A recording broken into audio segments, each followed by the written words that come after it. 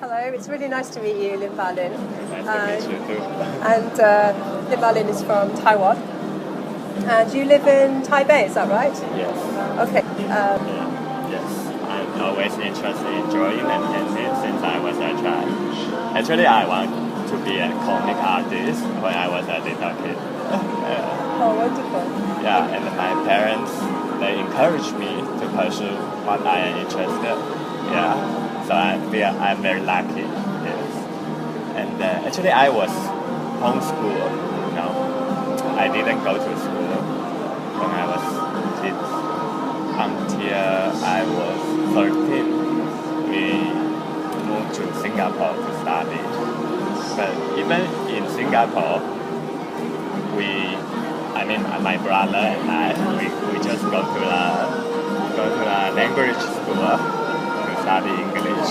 We didn't go into the formal school because we didn't have any educational certificate. We didn't graduate from primary school. Do you think that influenced your art career? Do you think that had a big influence on? I think it's a big influence.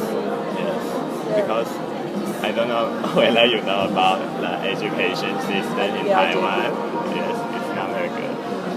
Yeah. The students, they are not encouraged to think.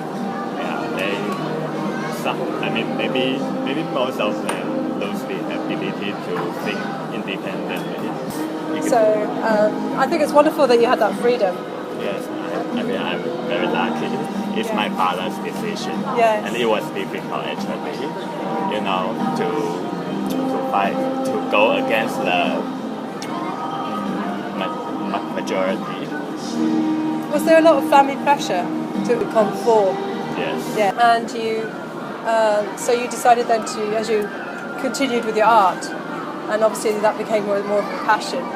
And then you went to art school in Singapore, is that right? Yes, LaSalle SIA, College of Art. Okay. Bex, did you specialize in? Oh, I specialize in painting. Okay. Yeah, And this was my first time I learned oil painting. Oh, wow. Wow. I noticed with your work, a lot of it says mixed medium. Yes. Could you describe to me a bit about the process of that? For the under layers, I use acrylic. Okay. Because I like the smudging effect, the wash effect. So I use a lot of water. Of course, I can use oil for entire paintings. But for the wash smudging effect, I have to add a lot of turpentine. Yes, I think you know that. Yes, it's not very healthy. Yeah, it's not good to smell. Yeah. Yes. So I use acrylic for the under layers. Okay. And how does it sit? So this painting here you have is this acrylic and oil? Yes. Oh, okay. For this is that one. Oh, interesting. For this is the ink and acrylic on rice paper, the sham paper. Oh, really? Yes. Oh, fascinating.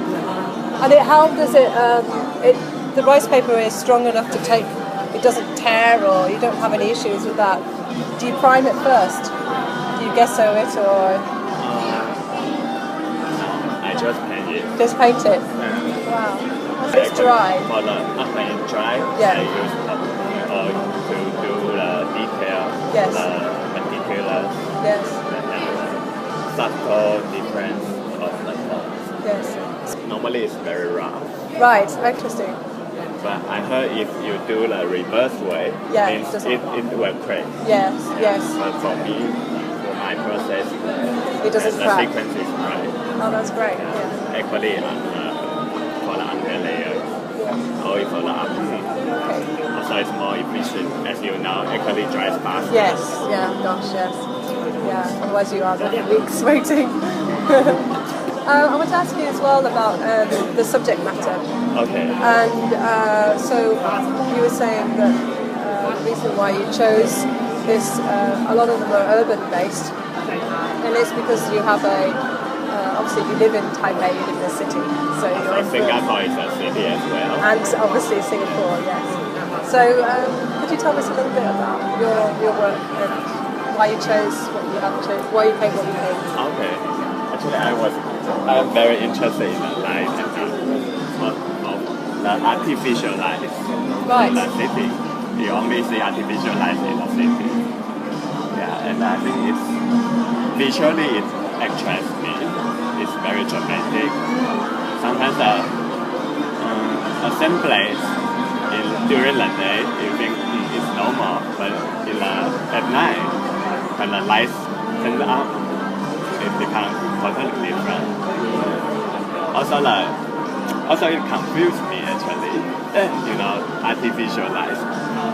Normally we label light with all the positive things, and then the darkness we associate it with all the negative things. Actually, I think it's just our label. We label it. Actually, the light and darkness are equally important for me. Would you create it as? Would you say as symbolism then? Would you kind of, in the sense of, so in a way, I guess you're talking about it creates drama. So without the light, you don't have the dark, but it's not necessarily for you a negative or positive aspect. It's just, in a way, it's both equally dramatic and as important. Yes. What interests me is if we don't have the darkness, I can't create the light in there. Yes, exactly. Yeah. And then the light and darkness, the dark colors and bright colors, they flow, they merge together on my support paper or canvas. Interesting. Yeah. To me, it's like learning to accept both sides of things. It's almost like you could talk about it as in the sense of duality. Yes. In the sense that we live in this duality, and in every aspect of our lives we're faced with it. And as they say, as they merge as well, creates that sort of middle ground. But I agree with you. I think I love. To me, I think contrast and working with light dark is very, very fascinating and interesting. But yeah, that's great. Okay, and great. It was really nice to meet you.